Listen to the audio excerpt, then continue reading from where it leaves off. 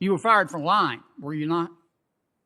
I was fired as the result of a deeply unfair and flawed IG investigation, and I am challenging that termination in federal court. Okay. Last question. To understand, you're the assistant director of the FBI. You've decided to investigate the Trump campaign. You get this dossier, which, whether you admit it or not, was the basis for all the FISA warrants.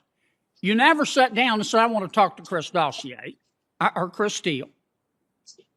If you had talked to Chris Steele, you would have found out that his subsource was Igor Danchenko. That was his primary subsource. Danchenko was not, he wasn't from Russia. He was some guy in Washington, D.C. working for Brookings. He went to the University of Louisville. He went to Georgetown. He was buddies with Dr. Fiona Hill. He was relying on his drinking buddies. Why didn't all of you folks who are running this show say, wait a minute, this is all centered around Chris Steele. We better talk to Steele, and we better talk to this guy Danchenko. Senator, it's important that I get this out. So if you could give me just a second. Sure.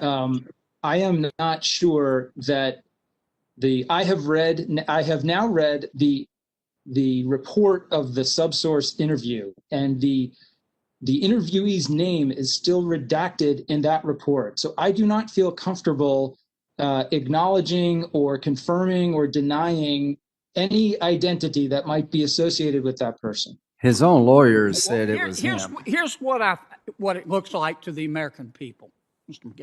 The FBI didn't even try here, the people making the decisions.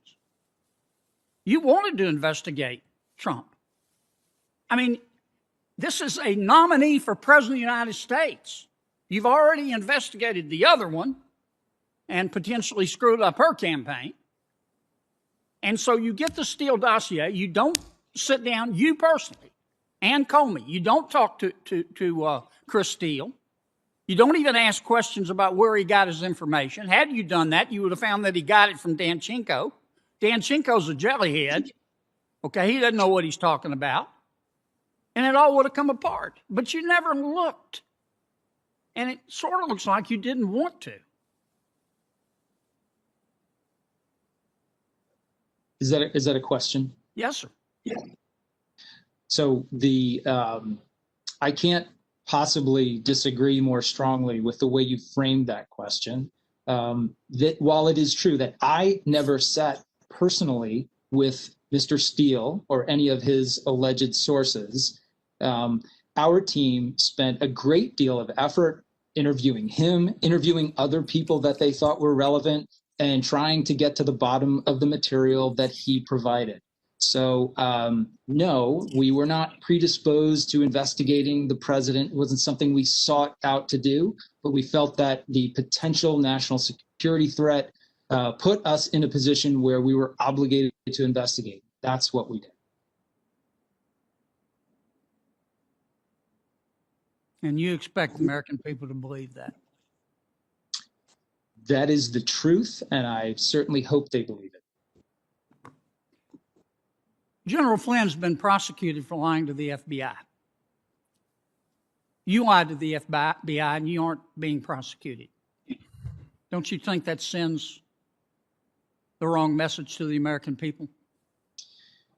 Senator, General Flynn's situation and mine have absolutely nothing in common. I never, ever intentionally misled the FBI or the IG under any circumstances. And I think that's probably the conclusion that the DC U.S. Attorney's Office came to when they dismissed the 2-year investigation of me. But you weren't fired for parking in the handicapped parking spot at the FBI, were you? Do you have any idea, Mr. McCabe? I don't think Mr. Comey does. Do you have any idea how badly you and your colleagues have hurt the FBI? I mean, the premier law enforcement agency in all of human history. And it was just a handful of you. And now when the average American gets a knock on his or her door, FBI, I need to talk to you.